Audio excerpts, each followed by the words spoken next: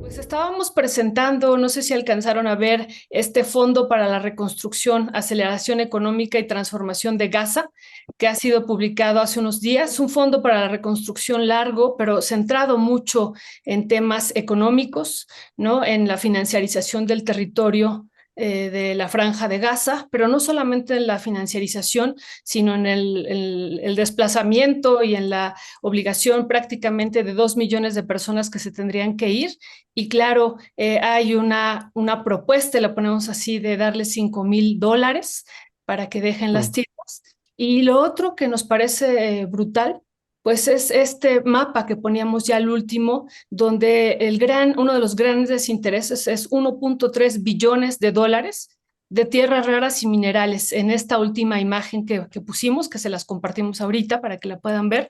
Y todo una serie de megaproyectos también que incluiría este fondo de reconstrucción, pero que, insisto, una situación que pone Estados Unidos como condición, bueno, que está planteando en este plan de reconstrucción, es tener el control 10 años de este territorio y este acceso a estos recursos minerales. Pues Tremendo. sí, pues Federico, también si quieres comentar algo al respecto. Tremendo es ya puesto en una hoja de Excel, aquel video infame del broker que maneja la Casa Blanca, donde proponía exactamente, ya anticipaba este tipo de propuestas, ¿no? Que son una burla, es decir, como hacer un complejo inmobiliario en Auschwitz. Son estos delirios de un mundo donde los negocios rigen y todo lo permiten y la moralidad que circunda al dios del capital tampoco cuestiona demasiado este nuevo orden mundial en el cual vemos que las potencias, que Israel, lo que ha pasado en aguas internacionales con la voladura de la barcaza venezolana, es una señal más de que estas potencias que nunca, hay que decirlo, han reconocido los tratados internacionales, por ejemplo, el Tratado de Aguas Internacionales, Estados Unidos no lo ha firmado y por tanto no se hace acreedor de ningún tipo de sanción. Estos policías del mundo que deciden cuándo matar, a quién matar y montan para esos asesinatos las peores narrativas. Y esto que nos cuentas, Violeta, bueno, es un elemento más para la náusea, ¿no? Porque encima de que están atestiguando la limpieza étnica, el genocidio del pueblo palestino, hay que ver cómo se burlan de esas personas que se vayan a dónde están proponiendo que se vayan. ¿Por qué se tienen que ir de un territorio histórico que les pertenece? Es la primera pregunta. Y segundo, que se vayan a dónde. Al mar, eh, a Egipto. A ver, y vemos declaraciones sionistas donde ya están ampliando esto, ya están soñando con otros territorios que circundan a Israel, porque según esta noción ultra sionista, a Israel le pertenece toda esa parte del mundo. Eh, en fin, estamos viendo el crecimiento de una locura homicida y esto que nos cuentas, bueno, que nos informas ahora, Violeta, se suma, ¿no? Al delirio, un delirio que es ofensivo y nos deja un poco atónitos, ¿no? ¿Cómo responde el mundo? Así, como está respondiendo la flotilla porque nuestros gobiernos, la verdad es que nos han dejado atrás, ¿no? La iniciativa como la de la flotilla, donde está Ernesto ahorita, las declaraciones de los estibadores genoveses diciendo que van a frenar los puertos de Europa en caso de que suceda algo a la flotilla, las reacciones civiles, cívicas en todo el mundo, las enormes manifestaciones que vemos en Yemen. Esas son las maneras de resistir, pero no está por ahora en manos de los gobiernos del mundo una voluntad que acompañe las iniciativas de la Corte Penal Internacional, de la Corte Internacional de Justicia, para detener a estos criminales de guerra, para detener el genocidio y para comprender que Israel es un Estado terrorista, genocida y colonial. Así que bueno, a Ernesto que lo veo ahí con la mar atrás, mi mayor admiración porque ustedes están arriesgando la vida y no lo decimos de manera retórica, ni panfletaria, ni exagerando la situación. Ustedes están verdaderamente arriesgando la vida y la integridad porque sabemos de lo que son capaces. Los mayores asesinos de periodistas de la historia, Israel ya se ha convertido en el mayor asesino de periodistas de la historia y también ha sido asesino de activistas y por tanto estamos muy preocupados. Las últimas declaraciones del gobierno de Israel con respecto a la flotilla son muy, muy preocupantes y hay que hacer todo el ruido posible para que esta misión que ustedes están llevando a cabo tenga la mayor resonancia y la protección, por lo menos de esta parte del mundo decente que ha protestado contra el genocidio. Muchísimas Gracias. gracias. Sí, sí, gracias, Federico.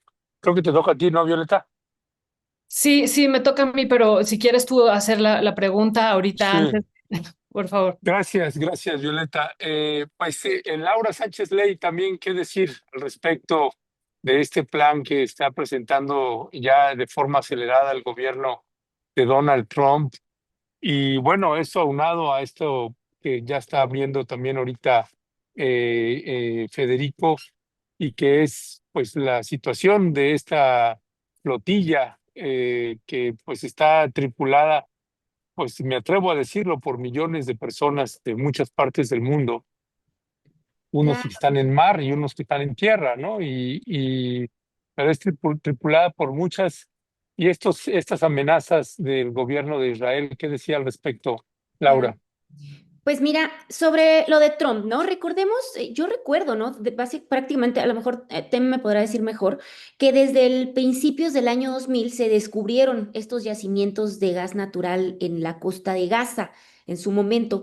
Yo recuerdo que se hablaba de millones de metros cúbicos si se comparaba con países como Catán o Irán, para darle pues autonomía energética a los palestinos y generar estas exportaciones. Sin embargo, desde entonces Israel comenzó el bloqueo sistemático de la exportación de este tipo de yacimientos, pues consciente de lo que le iba a generar en cuanto a poder económico y político. Entonces realmente no sorprenden los planes de Donald Trump, ya que incluso hace poquito se publican unos informes que hablaba sobre el tema de estos minerales críticos en Gaza y sus alrededores.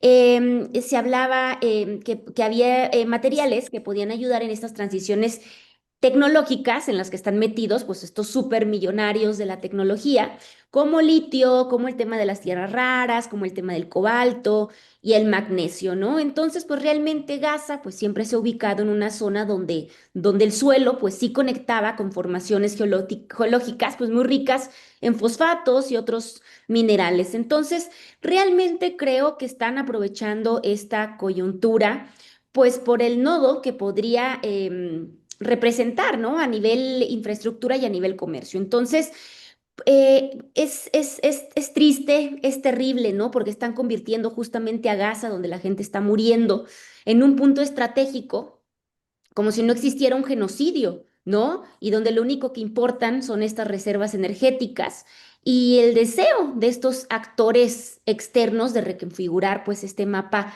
regional a partir de todo lo que poseen estas tierras. Entonces es escalofriante cómo están en disputa este tipo de recursos a pesar de que nos encontramos en medio de un genocidio y donde la gente está muriendo de hambre y es lo que nos conecta pues realmente con la flotilla, ¿no? No puede ser posible que mientras ustedes están arriesgando la vida, porque tampoco lo digo de forma metafórica, me parece súper valiente y la verdad todo mi reconocimiento, querido Ernesto, a todos ustedes, me parece un acto muy, muy noble, muy todo.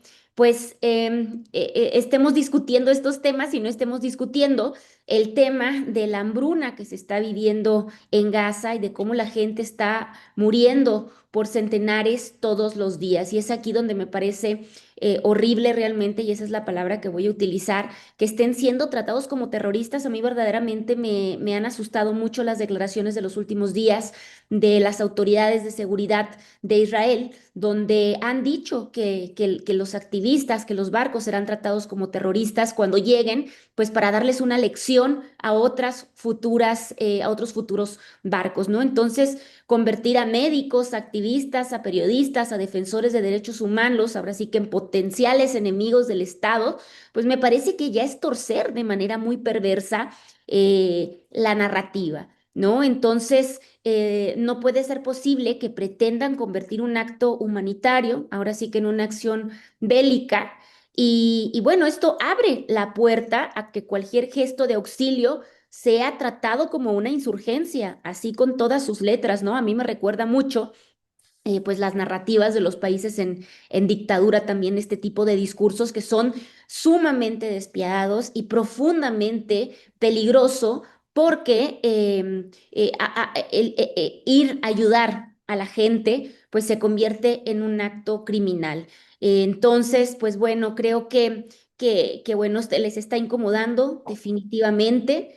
Y mientras, bueno, las grandes potencias discuten en la ONU, en los salones diplomáticos, qué va a pasar, pues hay civiles como ustedes que están arriesgando la vida en el mar para entregar un cargamento de comida que, por cierto, pues debería estar garantizado por la ayuda internacional, que parece que son unos inútiles, ¿no? Lo son, más bien, lo diría yo.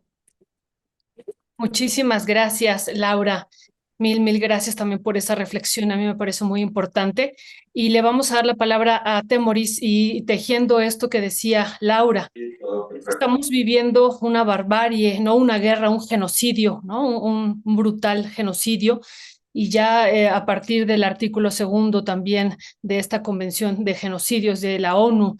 Y la situación que se está planteando por otro lado, pues es, por ejemplo, este plan económico y que nos ayuda mucho a entender, mucho a entender, pues también por qué este genocidio se está intensificando, por qué no para, no solamente por las ganancias financieras que también hemos ido mostrando aquí de las principales industrias bélicas a nivel mundial, sino también por esta ganancia que van a tener, que la plantean a muchos años a futuro, una vez que empiece el plan de reconstrucción. Y ayer, ¿no? Platicábamos con otros economistas cómo, pues, estudiamos, ¿no? En las carreras de economía, cómo la guerra es inherente al capital y cómo le es funcional. Primero vende las mercancías que son las armas, gana muchísimo a través de ellas, los utiliza para asesinar, para matar, pero después le interesa mucho el gran negocio que es la reconstrucción. Y ahí es donde viene la gran ganancia para el capital. Y por eso decimos, nos sirve mucho este plan, que no ha sido reconocido por Donald Trump, pero nos sirve mucho verlo ya materializado, tener todo el plan completo además y ver todo lo que se está planteando, que es de grandes dimensiones, ¿no? Les digo, es la construcción, edificación de trenes, de los puertos, de los megaproyectos, de esta parte donde se van a sacar, aquí el tema de las tierras raras se vuelve central por la disputa con China y ahora nos hace mucho sentido varias cuestiones que hemos estado viendo, insisto, de esta intensificación. Pero, ¿qué decir, Temoris? ¿Qué decir también sobre esto, la flotilla y todo lo que están comentando Laura y Federico? Ya, perdón. Gracias, Violeta. Primero, sobre la flotilla. Hace un momento pusieron la imagen de Itamar Ben-Gvir, que es el ministro de Seguridad Nacional, que ya anunció que no le van a dar a los tripulantes de la flotilla actual el mismo trato que les dieron a los de otras. En otros casos, lo que vimos fue que los asaltaron en aguas internacionales, los secuestraron, se los llevaron a Israel, los maltrataron 2 o 3 días y después los deportaron a sus países. Ahora Ben-Gvir dice que no los van a dejar tan fácilmente, que los van a acusar de terrorismo, o sea, los que asesinan y masacran a civiles con armas van a acusar de terrorismo a los que vienen sin armas a entregar alimentos a los civiles. Los acusarán de terrorismo, los condenarán, o sea, tienen juicios, tienen procesos judiciales tan confiables y con tantas garantías que ya anuncia el resultado antes de que empiece el proceso judicial, ya sabe ya nos dice cuál va a ser el resultado. Y que los van a condenar a encarcelar en las peores prisiones y a darles el peor trato, que pues tenemos como referencia el trato que les dan a muchos prisioneros palestinos que no solamente sufren agresiones increíbles ahí, sino que muchas veces no salen vivos de ahí. Entonces esto es lo que está, es la amenaza que están haciendo contra la gente que va en la flotilla Sumo. Lo otro es, y esto ha pasado desapercibido y es muy importante. ya no hay debate académico sobre si tenemos un genocidio o no. Para mucha gente es irrelevante, pero para el debate actual y hacia el futuro, hay que recordar que hace unos días, el 31 de agosto, el organismo que concentra a todos los expertos sobre genocidio que hay en el mundo, se llama Asociación Internacional de Académicos sobre Genocidio, ya debatió y llegó a una conclusión por 86% de los votos. Solamente los más sionistas, uno de cada 7, se resistieron. Y esto es la declaración de genocidio en Gaza. Ya no hay debate académico sobre el genocidio, ya queda establecido a nivel académico que hay un genocidio, y lo que falta es la resolución judicial que está en la demanda contra Israel por el genocidio ante la Corte Internacional de Justicia. Ahora ya entrando sobre el tema del capitalismo, creo que veía hace poco a una persona que en nuestro chat comentaba que era cómo hacer pues un resort en Auschwitz. No podrías hacer un resort en Auschwitz, porque ¿qué vas a hacer en Auschwitz? No puedes esquiar en agua, no puedes esquiar en nieve, no puedes tomarte margaritas en la piscina. No, o sea, no es un lugar que se preste para eso ninguno. Pero sí está muy claro que los nazis o los capitalistas, sean nazis o sean de los que sean, hicieron grandes negocios con el genocidio nazi. Hicieron apoderándose de las propiedades de las personas despojadas, entre opositores políticos, comunistas, judíos, homosexuales, personas con discapacidades. Y además, recordemos que los capitalistas pusieron a los prisioneros de los campos de concentración a trabajar en sus industrias para tener una mano de obra ya no gratis, sino esclava, que les proporcionó enormes ganancias. Y el capitalismo, lo que estamos viendo otra vez, es que no tiene límites, es que no tiene amigos, no les importa, no tienen vergüenza en estar haciendo planes para crear resorts de lujo, playas, lugares donde la gente se divierta y ostente sus relojes millonarios sobre las tierras de personas que están siendo exterminadas, que están sujetas a un genocidio. Ya no le tienen miedo al genocidio, ni a que se diga que invirtieron su dinero para sacar dinero a partir de un genocidio. Ese es ya el final de las vergüenzas. Lo derribaron, se lo saltaron, ya no existe más. Y el capitalismo es tan, la sed, la urgencia, el ansia de ganancias, va tan lejos que incluso los de Wall Street y los de Donald Trump ya se pasaron por encima de los propios israelíes. Yuval Noah Harari, este historiador israelí tan famoso, bestseller mundial, que es sionista, no nos confundamos, es uno de los sionistas que ya se dio cuenta de que lo que está haciendo Netanyahu es un exceso a nivel que va a perjudicar la existencia misma del Estado de Israel y el judaísmo. Eso lo ha dicho él mismo.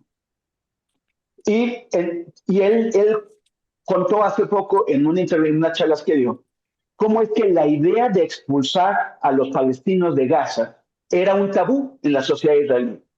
Un tabú reservado solamente a los más loquitos, a los fanáticos mesiánicos más loquitos que tenían allá.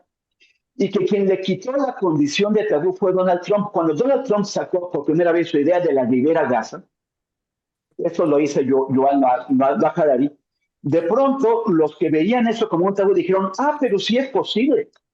Y no solamente es posible, es algo que nos gustaría hacer. Bájate. Fue Donald Trump quien derribó el tabú sobre la limpieza étnica de Gaza. Pero entonces muchos israelíes brincaron de gusto los fanáticos mesiánicos que dicen que ese es territorio que les regaló Dios o que les prometió Dios o les obsequió Dios o algo así con Dios. Y que por lo tanto lo que faltaba era la expulsión de los palestinos. Para ellos llegar, tienen un aspecto pues muy como de Cristo del hace 2000 años, entonces van vestidos así y tocando flautas, y entonces así con ese querían entrar y ocupar los territorios de los palestinos. Pues estaban los políticos y los empresarios israelíes que también empezaron a hacer planes e hicieron congresos que reportamos en Mundo Abierto sobre cómo iban a ocupar ese territorio y a organizarlo a invertir en él. Y de pronto lo que pasa es que el capitalismo no lo respetó ni a los mesiánicos fanáticos, ni a los empresarios y políticos israelíes. El plan ya lo están haciendo en Wall Street y no están pegando a los israelíes. El 31 de julio hubo una reunión en el Parlamento israelí donde los políticos de ultraderecha israelíes presentaron su propio plan para Gaza. Pero pues es un plan que es distinto al que está presentando la gente de Donald Trump. A los capitalistas ya no les importó esto, están viendo la oportunidad de apoderarse a un precio extremadamente bajo de playas que son bienes raíces de gran valor. Entonces, bueno, no hay vergüenza. Están pasando por encima de todos y es lo que quieren hacer. Y pues con eso nos tenemos que enfrentar ahora. Seguir alabando el capitalismo es seguir alabándolo en todos sus niveles, incluso un capitalismo que abraza el genocidio si se trata de hacer negocio y que pasa por encima de sus amigos y aliados. Lo que importa es el dinero, business. Gracias, qué buenos. Querido Federico, una cosa es cómo se concibe el Estado y otra cosa es cómo los pueblos concebimos al Estado.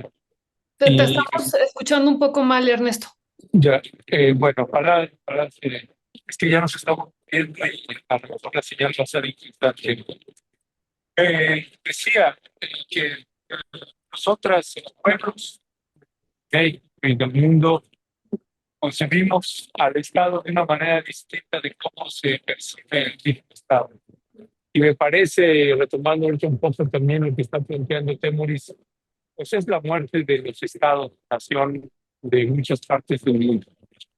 Y eso me lleva también, Federico, a qué estamos haciendo, qué estamos pidiendo en la flotilla, que es que se le pida y se le exija a cada gobierno que denuncie, reclame y exija al gobierno de Benjamín Netanyahu que nos deje entrar a la franja de Gaza. Que otra vez vuelvo al punto primario y que es la emergencia. Aquí lo hemos estado hablando todos los días, hay 2 o 3 reuniones en cada embarcación y una de las cosas que se ha remarcado mucho es el tema es Gaza, el tema es el genocidio, el tema es la urgencia, es la hambruna y que esa es nuestra prioridad y que esa es la parte que hay que empujar. Y las posturas de los distintos gobiernos pues no necesariamente generan mucha esperanza.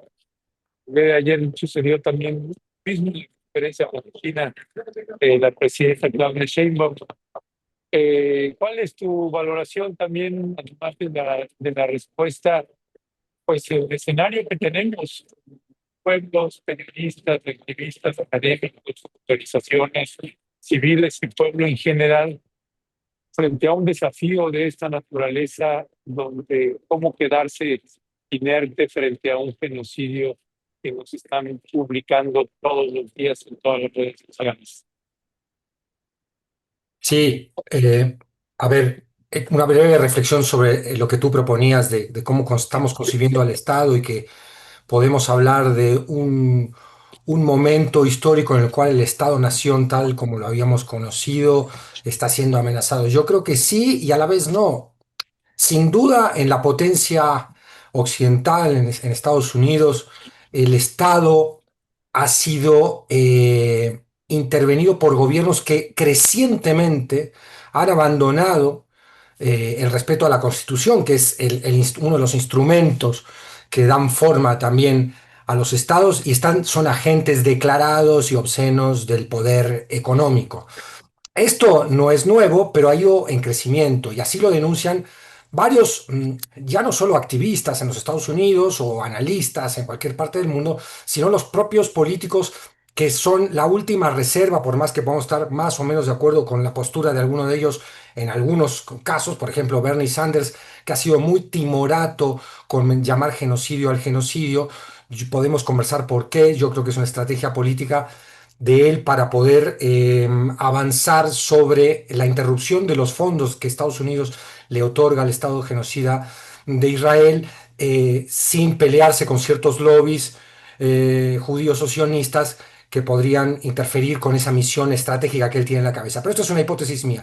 Pero él y tantos otros políticos, tantos no, pocos otros políticos en los Estados Unidos, están denunciando que el gobierno ya es un instrumento en favor de las oligarquías, y esto significa el abandono del Estado tal como lo conocíamos y la suplantación, incluso a veces, del monopolio de la violencia por parte de la agenda y los intereses de estos grupos oligárquicos que usan al Estado. Pero por otro lado vemos resistencia a este concepto en otros países, y sin duda México es una de esas excepciones. En México hay un intento de recuperación del Estado como planeador también de ciertos sectores estratégicos de la economía, un rescate del Estado como institución que tiene que ver por todos los ciudadanos. Y también lo vemos en el caso chino. El caso chino, bueno, es muy interesante entender cómo ese Estado que se abrió a los mercados también conserva una serie de funciones que históricamente podemos asociar al Estado-nación. Dicho esto, vamos a los gobiernos. Duele mucho que gobiernos que han recuperado la noción del Estado se olviden de que los estados son parte de un concierto internacional, que también tienen que respetar tratados internacionales, pero no solo por una retórica utópica, sino porque el respeto al derecho internacional eh, significa instalar reglas que impiden que los mismos estados que sienten que algunos conflictos, como el de Gaza, les quedan demasiado lejos, en algún momento no sean también susceptibles del uso abusivo, unilateral, prepotente de la fuerza imperial, militar de los Estados Unidos, por ejemplo. Es decir, para mí hay mucho sentido hay mucha relación entre el genocidio en Gaza, donde Israel asesina, ya sea por hambre o con armamento, a la población palestina, y lo que ocurrió en aguas internacionales hace poco con un Trump que está diciendo: a partir de ahora yo le pongo el mote de terrorista a quien quiero, y a ese terrorista que yo acabo de designar lo vuelo usando mi poder militar. Entonces, ¿cuál es el mensaje para todo el resto del mundo de ese tipo de acciones? Si México, ahora hablamos concretamente de nuestro gobierno, no entiende que no es solo una cuestión de pelearse con Trump el designar al genocidio como genocidio. Al genocidio hay que llamarlo genocidio porque, como muy bien decía ahora Temoris y como muy bien sabemos todos, es una categoría jurídica también. Si no lo llamamos genocidio, no podemos avanzar en ciertas iniciativas, primero para detenerlo y después para juzgar a los culpables de esta atrocidad. Pero aparte es un problema no solo semántico, jurídico, sino estratégico. Si México no comprende que esto también le puede tocar a nosotros, a la propia nación mexicana, es decir, que el día de mañana Trump decide designar terrorista, o ya lo hizo, va, a los cárteles mexicanos, pero mejor dicho, decide bombardear territorio mexicano apelando a la ley de seguridad nacional interna, ¿qué va a hacer México? Entonces, si México no protesta hoy con la convicción y la firmeza necesaria, la violación flagrante del derecho internacional que significa el genocidio en Gaza, está avalando un modelo de mundo que le puede perjudicar al mismo país mexicano. Entonces, más allá de la desilusión que una persona de izquierda pueda sentir ante las declaraciones de Claudia Sheinbaum ayer, no llamando al genocidio como es, llamando guerra a la hambruna a la que están sometiendo a los niños y niñas palestinos y a la población palestina en general. Eso no es una guerra, y llamarlo guerra ya es una falta profunda de respeto a la realidad.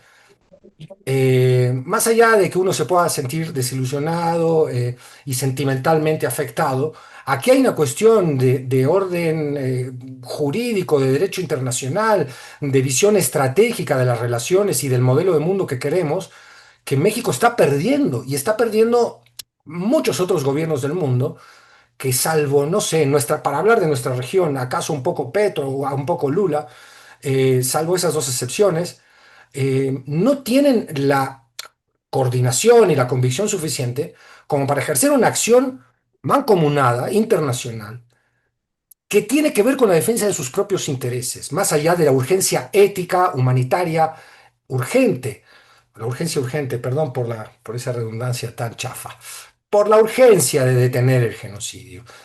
Hay también una razón estratégica de detenerlo. Y bueno, esto enciende las alarmas, porque yo creo que nuestros líderes no están leyendo lo que esto significa como instalación de una parte del mundo que ha optado por acelerar esta concepción de policía que tiene los Estados Unidos, donde puede actuar unilateralmente donde se le antoje. Incluso ya lo estamos viendo en nuestra propia región latinoamericana. Y es que creen que el silencio es neutralidad, ¿no? Cuando ya a estas alturas me parece que es complicidad disfrazada totalmente. Totalmente. Muchísimas gracias, Fede. Pues una situación que yo quería preguntarle a Laura a propósito también de esto que nos compartía Temoris y que también lo estábamos presentando al inicio del programa de esta Asociación Internacional de Académicos del Genocidio, que nos parece muy importante este comunicado o esta exposición que hace en 3 páginas. Pero hay un tema, Laura, que quisiéramos también pedir tu reflexión. Hemos hablado mucho del 70% de las personas que han sido asesinadas son mujeres, mujeres embarazadas, niños, niñas, recién nacidos. También esa es una situación aquí muy importante, ¿no? Para hablar del genocidio, de los recién nacidos que han sido asesinados. Pero aquí ellas y ellos, estos académicos, ponen un tema que me parece a mí que tendremos que también empezar a discutirla. La violencia sexual y reproductiva, que también la ponen como uno de los temas centrales que ha habido en este genocidio y que también es parte de lo que ellos están denunciando como una estrategia. Pues me parece que hay que empezar a hablar también de esa violencia sexual, ¿no? Que poco se ha mencionado y que también es muy, muy importante mencionarla. Entonces, si tú quisieras reflexionar algo en torno a este tema, digo, del 70% de las víctimas han sido mujeres, niños y niñas, y esto ahora que también están denunciando este grupo de expertos. Hoy sí, es terrible. He empezado a ver algunos testimonios y bueno, recordemos que la violencia sexual pues no es un efecto colateral. Realmente se utilizan como armas dentro de la maquinaria de los genocidios, de los exterminios, de las guerras y muchos conflictos no lo han dejado, ¿no? Ya es una deshumanización como muy extrema, ¿no? Utilizar el cuerpo de la mujer pues como territorio de castigo, de humillación, de control y además bueno, justo se calla, ¿no? Durante otros conflictos, guerras, genocidios, como platicábamos, pues realmente es un tema de muchísima vergüenza, ¿no? Entonces las mujeres callan, es muy difícil ir reconstruyendo cuáles fueron las agresiones que vivieron las mujeres durante todo este tipo de conflictos, ¿no? Entonces, me parece que es un ángulo que sí debe abrirse. En efecto, cómo se libran estas batallas en los cuerpos de mujeres y cómo también se calla, ¿no? Se calla muchísimo este tema por mucha culpa, por mucha vergüenza.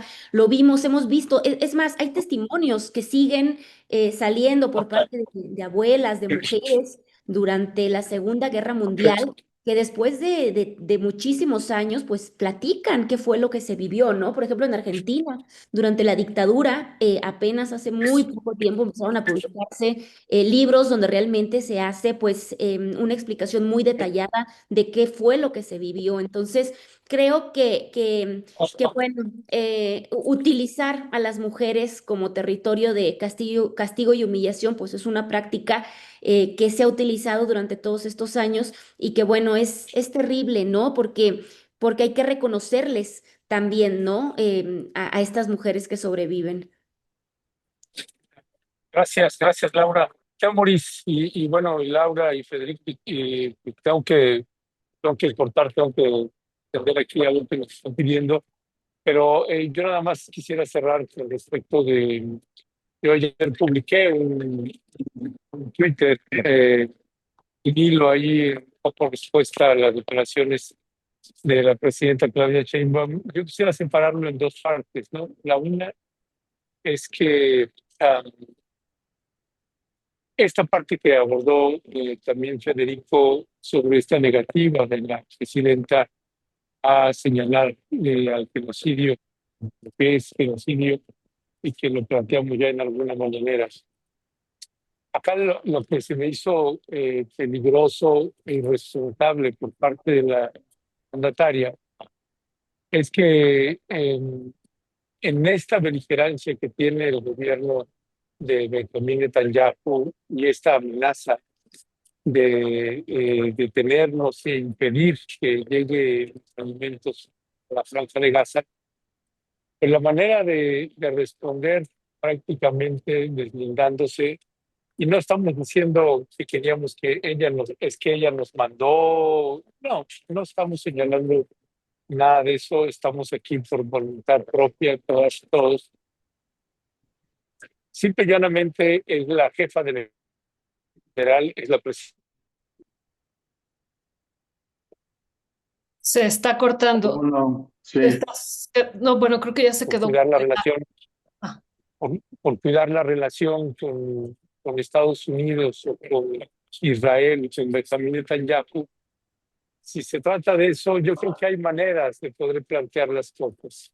Y una de ellas es como lo ha hecho en muchos momentos en la conferencia matutina, cuando le abordan un tema y ella dice, aprovecho que estamos hablando de esto para aclarar.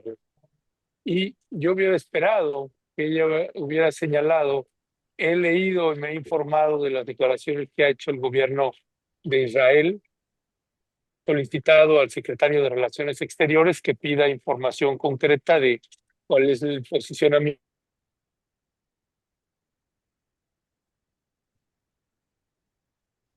no, Ernesto, ¿nos Yo creo escuchas? que ya salieron del rango de alcance Sí, de sí, la sí, se señal. va y se viene. Señalarlos como A mí terroristas. está. Ahí está, sí. Ernesto, te perdimos. De repente dejaste Ah, de escuchar. Tú decías perdón. que pensabas que la presidenta iba a decir, hacer una corrección, otro planteamiento. Y Sí, ahí... no, sí, sí, yo hubiera esperado que si está cuidando su relación política, pues un planteamiento de decir, sí, pero he solicitado al secretario de Relaciones Exteriores de México que consulte al gobierno de Israel a propósito de estas declaraciones que están haciendo, porque si hay mexicanas y mexicanos dentro de esa flotilla y se les va a acusar de un delito que no están cometiendo y que no están violentando ninguna ley, pues sí vamos a protestar, ¿no?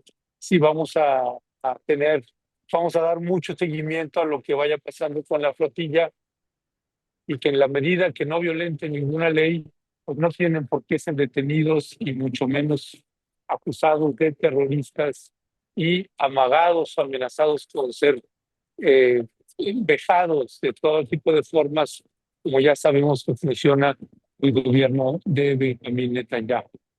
Así que pues, es eso. Parece que ya recibimos muchos mensajes de mucha gente que van en las distintas embarcaciones. Les voy a mostrar así rápidamente si me da esto. Ah, sí, ustedes están viendo que ya las embarcaciones, ya nos estamos concentrando todas, ya nos estamos juntando todas esas que ustedes están viendo, ya son parte de la flotilla, y pues estamos pues ya moviéndonos, dirigiéndonos con objetivo a llegar a la Franja de Gaza. Un punto que sigue siendo para nosotros es que es una lástima que pues quienes estamos llevando eh, alimento, ayuda humanitaria, medicamentos, ¿no? Y cuando digo estamos llevando, no me refiero a los de la flotilla solamente, me refiero a ustedes, me refiero a toda la gente de todo el mundo que ha estado y que sigue a la flotilla, y que es verdaderamente lamentable. Sí, informarles también que en la información que tenemos es que va en serio el amago del gobierno de Israel. Por eso es muy, muy importante que pues cada ciudadano y ciudadana de cada país, en el caso de nuestro de México, pues que se le exija también a la presidenta de la República que intervenga con el señor ministro del Camino de Candado. Y yo con eso me despediría. Ernesto, Y, a propósito de eso, estamos aquí compartiendo con la audiencia una carta que se está publicando y que se va a enviar a la presidenta. Bueno, ya se envió a la presidenta, pero también se están solicitando firmas en esta plataforma de Change. Ya la hemos compartido aquí en el chat. Y nada más, el inicio dice, invitamos a toda la ciudadanía mexicana a suscribir esta carta y compartirla para que llegue a la presidenta de México, Claudia Sheinbaum Pardo, para que cumpla con la obligación del gobierno mexicano de proteger los derechos de la delegación mexicana que acompaña la Global Summit Flotilla. Y bueno, pues es una carta que van a encontrar, que están viendo aquí en pantalla, que les y las invitamos a que puedan suscribirla. Y bueno, pues eso es parte también de la información que queríamos compartir aquí con ustedes. No te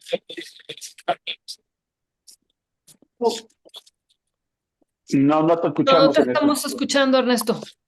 bueno, perdón, ya se va la señal.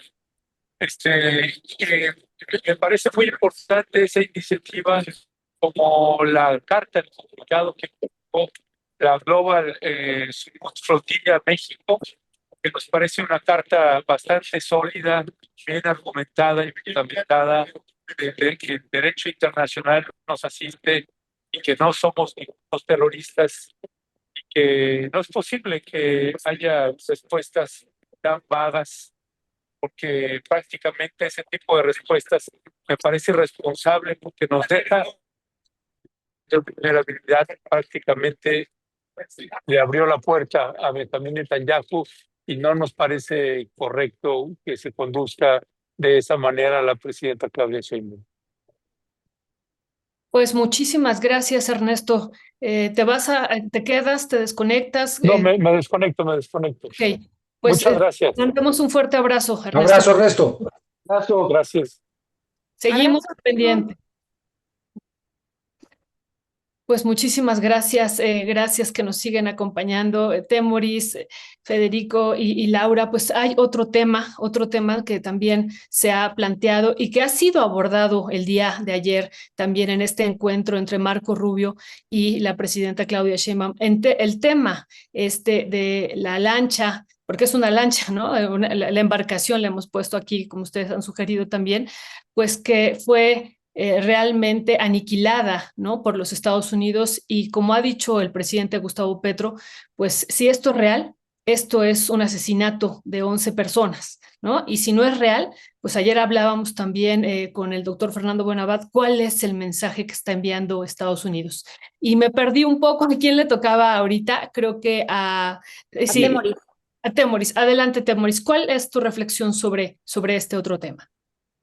Bueno, pues en primer lugar está la discusión sobre si es real o no. El gobierno de Maduro dice que no, que es inteligencia artificial. El de Estados Unidos dice que es real, aunque no pueden proveer datos de nada. O sea, no pueden ni decir exactamente dónde fue, ni qué tipo de drogas supuestamente traían. O sea, es como que hay una vaguedad tremenda, y que yo creo que es bastante indicativa de la falta de seriedad con la que se toman decisiones como esta, la de asesinar a 11 personas. Ahora, el ataque ilegal, o sea, supongamos que sí ocurrió, exactamente como lo está diciendo Donald Trump y Marco Rubio. O sea, el ataque ilegal, criminal, contra la embarcación venezolana en cuestión es un aviso, entre otros, y yo creo que sí, hay que dejarlo muy claro. Es un aviso para quienes están en México llamando a una intervención extranjera a nuestra patria. O sea, ya dejaron los estadounidenses, el gobierno de Trump, más que claro cómo actúan. O sea, primero disparan y después averiguan. No les importa ni la vida humana, ni la legalidad internacional, ni siquiera las leyes de Estados Unidos, porque hay normativas sobre cómo deben emplear la fuerza, y esto no se cumple, porque no hubo, por ejemplo, un tema de defensa o de haber estado en riesgo de ataques por parte de esa embarcación. Washington tenía buques y helicópteros para interceptar y abordar el bote. O sea, pudo haberlo parado, tenía una fuerza abrumadoramente superior. No lo quisieron interceptar porque, bueno, es ilegal, y ya, o sea, no quisieron hacer. Lo dijo Marco Rubio, que más que interceptar, lo más efectivo es explotar, es matar. Y así van a actuar en México si lo permitimos. O sea, de manera que Lili Telles y su ahora defensor, campeón y estrella, Alito, y todos los que dicen que Estados Unidos debe venir a México a arreglar nuestros problemas, pues tienen que saberlo, ¿no? Si Estados Unidos mata a presuntos delincuentes, aunque pudieran detenerlos, ellos, los que están invitando a esa intervención extranjera, habrán pues invitado a hacerlo, a matar a esos presuntos delincuentes. Si Estados Unidos hace una matanza en México o en el paso de Estados Unidos de agricultores, de inmigrantes o de otros civiles inocentes por supuesto error, ellos, los Lili Telles y toda esa gente habrán invitado a hacerlo. Si Estados Unidos se equivoca y masacra a una familia mexicana, ellos habrán invitado a hacerlo, porque esta es la forma en que Estados Unidos actúa y no es la primera vez, no lo inventó Trump. Ya la vez pasada mencionábamos cómo determinaron ir a prender a Manuel Antonio Noriega en Panamá y para eso mataron a 1,000 panameños, acusándolo de narco. Y si esto provoca una escalada, porque México de alguna manera escoge defenderse y Trump se pone mucho más agresivo, ellos habrán invitado a hacerlo. Es por esto que los llamamos traidores y vendepatrias, y que no se hagan las víctimas perseguidas, no hay lugar para ellos. Están llamando a intervenir en nuestro país a un actor extranjero que siempre le ha hecho daño a México. Entonces, que no se hagan.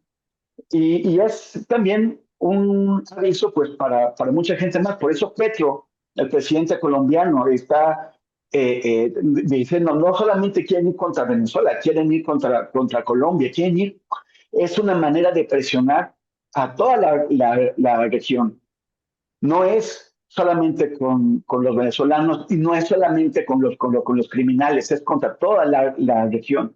Yo creo que ese es uno de esos momentos en la historia en que más allá de los cuestionamientos que podamos tener hacia unos o hacia otros, tenemos que unirnos. Los problemas de los latinoamericanos los resolvemos los latinoamericanos. Y cualquier intervención de Estados Unidos, históricamente, antes como ahora y en el futuro, siempre es algo nocivo, peligroso, tóxico, que violenta nuestra soberanía. Los que llaman a la intervención extranjera son los traidores y no tienen vergüenza. Gracias, Temoris. Laura, sobre este tema, ¿cuál es tu balance? Es que me parece aterrador, sin importar, bueno, yo creo que, por ejemplo, Venezuela, más que estar alegando el tema de que si era inteligencia artificial, pues debería estar exigiendo el esclarecimiento de quiénes eran estos 11 tripulantes, ¿no? De la embarcación. Si es cierto, dándole el beneficio de la duda a Estados Unidos, que incluso la agencia Reuters ayer ya sacó una nota donde dice que no se ve evidencia de manipulación en el video. Entonces eso también ya preocupa, ¿no? Que algunas personas expertas en análisis de inteligencia artificial, pues no encuentren todavía huella de esto, lo que lo vuelve mucho más preocupante y deberíamos estar haciendo es exigir y esclarecer quiénes eran estos 11 tripulantes. ¿Qué nos garantiza que verdaderamente llevaba droga esta barcaza? ¿No? Por ejemplo, me parece que es como muy preocupante el hecho de que, pues básicamente esto es una ejecución extrajudicial de haber sucedido, ¿no? Porque nada justifica el uso de la fuerza en aguas internacionales sin realmente, pues, intentar haber hecho algo para detener la barcaza, ¿no? Entonces, ya he estado leyendo algunas opiniones de expertos en derecho internacional, sobre todo con el tema de aguas, y pues bueno, sí se cuestiona totalmente la ilegalidad del ataque, ya que hasta el momento, pues, tampoco hay evidencia de amenaza armada o inminente, ni mucho menos hay pruebas de que se intentó la detención mediante un método que no sea letal, ¿no? Entonces, pues, digamos, en efecto, trasladar drogas es terrible, pero no equivale a merecer la pena de muerte arbitrariamente. Entonces, lo que algunos están llamando, pues, un acto militar preventivo, que es como se le llamó en Estados Unidos, pues para mí es una ejecución extrajudicial o un crimen de guerra totalmente. Entonces, no hay nada que justifique. Ahora solamente tenemos las declaraciones de Donald Trump que dicen que eran narcotraficantes, pero incluso cuando tú llevas a un narcotraficante a ser juzgado en Estados Unidos, pues se negocia con él, se intentan otras estrategias, hay un juicio conjurado, se le da a elegir si va a un juicio conjurado o se declara culpable. Entonces, me parece aterrador que se está hablando tan a la ligera de la muerte de 11 personas sin que hubiera ningún juicio ni ningún proceso legal. Entonces, esto sí lo convierte en una pena de muerte inmediata. Entonces, me parece que la respuesta regional también ha sido muy tibio. Yo no sé qué pasa con otros países latinoamericanos. Parece que no recordamos o que no tenemos memoria histórica sobre las intervenciones estadounidenses, ¿no? Donde se ha violado totalmente la soberanía. Me parece que salvo Gustavo Petro, que sí denunció públicamente y que dijo que los sospechosos debían ser arrestados y no ser bombardeados, pues realmente no ha habido ninguna respuesta, ha sido tibia, ¿no? La respuesta por parte de los países en Latinoamérica. Bueno, ya caímos tan terrible que, por ejemplo, en Trinidad y Tobago, pues ya aplaudieron la acción, ¿no? De una manera tremenda, ¿no? Entonces, bueno, creo que es un intervencionismo desastroso y total. Me parece que esto sí podría escalar el conflicto con Venezuela, lo que convertiría pues en una guerra simétrica totalmente, ¿no? Eso no sería una guerra, ¿no? No hay manera. Yo vi por ahí unos videos, ¿no? De la fuerza militar venezolana, pues por supuesto que no tiene ninguna comparación con la estadounidense, ¿no? Entonces, pues esto vuelve a abrir la puerta, ¿no? Sobre el etiquetado de fue correcta o incorrecta la designación de grupos criminales como terroristas. Es que en eso terminamos, ¿no? La gente decía, ay, es que ustedes están defendiendo a los narcotraficantes. No, defendíamos que la designación como terroristas era excesiva y que justamente podría abrir la puerta a una intervención sin límites, ¿no? En territorio latinoamericano. Entonces, pues bueno, me parece que el acto, pues no sé, es fea, no hay pruebas transparentes.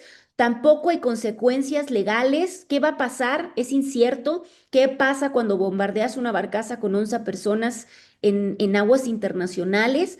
Y bueno, eso, ¿no? Que me parece que fuera de las narrativas y de los simbolismos que representa esta operación militar camuflada en una cruzada antidrogas, pues también está el pobre posicionamiento de los países latinoamericanos, ¿no? Ya vamos a hablar, bueno, creo que ya no alcanzamos, ¿no? De Marco Rubio, pero justamente a mí tampoco me parece fortuita ni de ninguna manera casualidad la visita de Marco Rubio y que además no tuvo empacho en abrir su discurso hablando de esto y en decir que esto puede suceder otra vez mañana, en una semana, como una amenaza también para nuestro país, para México.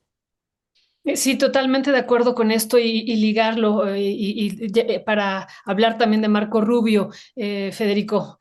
Esta parte que él insistió ayer, ¿no? De que pues eran terroristas, ¿no? Así lo dice, y que entonces el gobierno o el pueblo de Estados Unidos votó porque se iba a acabar con estos terroristas y que entonces, como dice Laura, lo van a seguir haciendo. Y pues eso manda un mensaje pues que realmente es muy preocupante. ¿Cuál sería también tu valoración ya entrando a este tema, pero también a la visita de Marco Rubio? Bueno, hay un detalle que pone en evidencia cierta improvisación de este nuevo gobierno de los Estados Unidos, cuyos funcionarios han demostrado impericia y falta de profesionalismo por calificarlos de manera suave en tantas ocasiones y en tantos términos, ¿no? Porque Marco Rubio declara después, incluso después de la conferencia recíproca con De la Fuente, que la lancha que fue volada se dirigía a Trinidad y Tobago y después Trump había declarado que entraba a territorio, destinada a territorio estadounidense. Ni ellos mismos se pueden poner de acuerdo a dónde iban, con lo cual le añades una dimensión extra de arbitrariedad o homicida al hecho, porque, a ver, ¿qué pasó? No, nadie nos puede explicar, Estados Unidos no nos puede explicar. Lo único que nos están explicando es lo que tú muy bien dices, Violeta, esto es un mensaje, y es un mensaje que se basa en dos silogismos muy perversos, ¿no? El primer silogismo es, para el elector, el votante, la base de apoyo trumpista es, incluso la ciudadanía estadounidense en general, porque en esto se detonan los botones del patriotismo, ¿no? Y el botón de silogismo es, bueno, si dice mi gobierno que son terroristas, es porque lo son, el terrorista no es humano, destrócenlos, ¿no? Primer silogismo. Segundo silogismo, Maduro es un narco es terrorista, Maduro es terrorista, ergo, destrócenlo. Y es un mensaje también disuasorio, de decir, bueno, a partir de ahora no hay una política de intercepción de embarcaciones con supuestos cargamentos de droga, donde se respete el derecho internacional de las aguas internacionales, que repetimos, Estados Unidos no adscribe al Acuerdo de las Aguas Internacionales, como no adscribe a tantos otros, tampoco a la Corte Penal Internacional, con lo cual, bueno, evade ser juzgado por las atrocidades que comete como policía imperial del mundo. ¿No? Pero el mensaje es claro, ahora ya no los vamos a detener, los vamos a volar por el aire. También es un mensaje disuasorio que es parte de una enorme farsa, ¿no? El Departamento de Justicia, el Departamento de Estado en los Estados Unidos son parte de un montaje bastante hollywoodense y chafa de esta narrativa donde se coloca la culpa de lo que le sucede a la sociedad estadounidense afuera de sus fronteras. Entonces siempre se está construyendo un enemigo.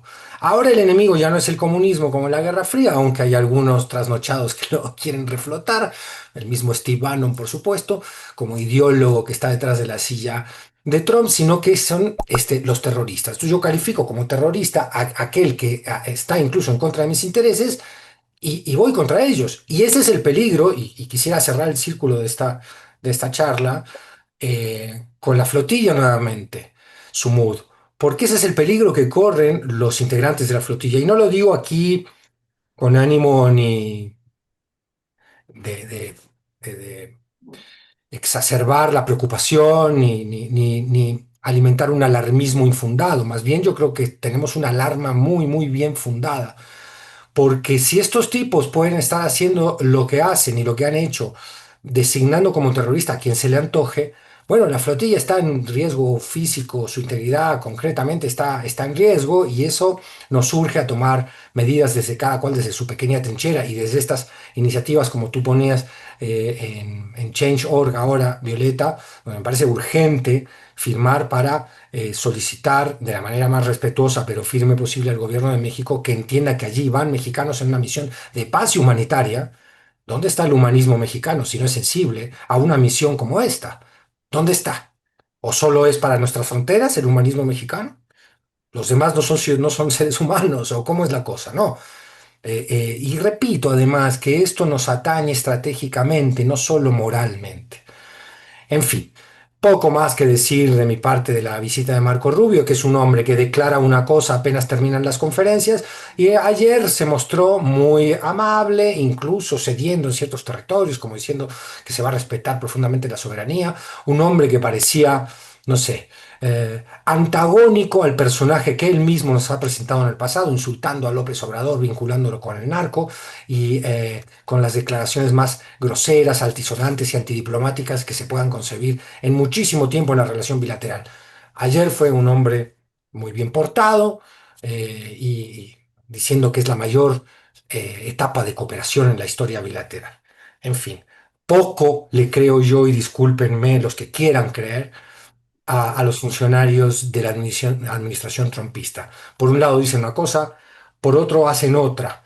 Ahora, la noción de la relación, de la simetría en la relación, bueno, implica que a la hora de analizar la actitud de nuestra presidenta, la actitud del gobierno de México, también tengamos que entender que es un gobierno que tiene muy difícil el panorama y que tiene que lidiar con un vecino que ha acrecentado su nivel de prepotencia y de agresión y que eso no lo puede hacer con una confrontación directa y frontal.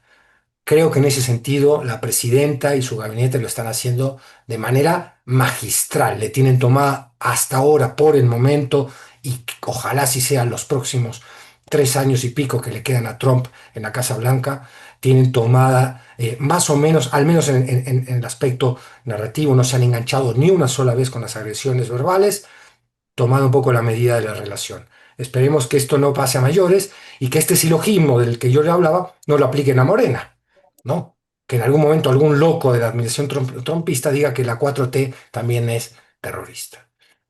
Sí, muchísimas gracias. Pues ya lo escuchamos con Alejandro Moreno, ¿no? Que dijo que era un estado narco, que era una dictadura narco-comunista terrorista, y bueno, pues es parte también de una narrativa que les estamos escuchando recurrentemente sin contenido, ¿no? Pero bueno, ¿con qué cerrarías de este tema de la visita de Marco Rubio, Temoris?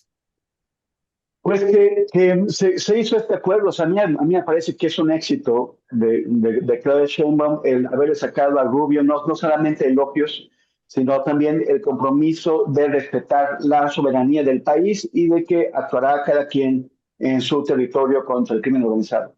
El problema es que, o sea, como decía Fede hace un momento, pues un día dicen una cosa, otro día dicen otra cosa.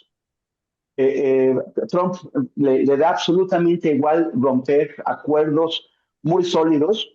Empezó su primer mandato rompiendo el que se había logrado con Irán después de muchísimo esfuerzo. Y Block dijo, no me importa, adiós, nos vamos de ahí. Pero también lo hace con las cosas que él mismo acuerda. Lo hemos estado viendo con todo lo de las tarifas comerciales, que un día se compromete a algo y al día siguiente ya se lo olvidó o le da igual. Entonces, por el momento, y así vamos a estar durante todo el mandato de Trump, por el momento ganamos la posibilidad de avanzar otras 3 casillas. Vamos a ver si mañana no perdemos 1 o 2 y esto vuelve a empezar. Con Trump siempre vuelve a empezar. Y así será, pero por el momento es un éxito y me parece que Claudia Sheinbaum sale fortalecida de momento. Gracias, Temorislao. ¿Con qué cierras sobre este tercer tema? Pues mira, me parece que eso, ¿no? Que no pueden permitir, en Latinoamérica no se puede permitir que suba este umbral de la normalización. A mí sí me impactó mucho que Marcos Rubio no tuviera problema, ¿no? En decir que puede volver a pasar con el tema de la barcaza, lo dijo aquí en México, es decir, que ya está dentro del espectro de lo posible y pues nada, eso, que no. Es que de verdad me parece que sí es este tema de la amistad bajo amenaza, ¿no? Somos amigos, pero te amenazo constantemente y coloco mi poder hegemónico constantemente, ¿no? Entonces, creo que ese tema es relevante. Sí, totalmente de acuerdo. Por ejemplo, somos amigos, no hay una relación de subordinación, pero yo no puedo decir, como Estado mexicano, que hay un genocidio justo por la subordinación, ¿no? Es tremendo lo que vivimos, tremendo, tremendo. Pero bueno, pues muchísimas gracias, querida Laura, querido Federico, y también, pues muchas gracias, querido Temoris, y les mandamos un fuerte abrazo y nos encontramos a la siguiente semana. Y por favor, pues no dejen de compartir esta petición en Change que están haciendo de origen los familiares, pero que la extendemos a todo el pueblo de México, este llamado a las autoridades nacionales, a la presidenta, pero también el llamado internacional a que pues cuide esta flotilla, que realmente es una flotilla pacífica y pues que tiene esta intención humanitaria. Fuerte abrazo, queridos, y estamos en comunicación. Un gran abrazo, Gracias. Violeta. Seguimos pendientes de Ernesto, de nuestras compañeras de la delegación mexicana y en general de toda la gente que va en la flotilla. Gracias y hasta el próximo jueves. Muchas Gracias. gracias. Hasta luego. Cuídense mucho.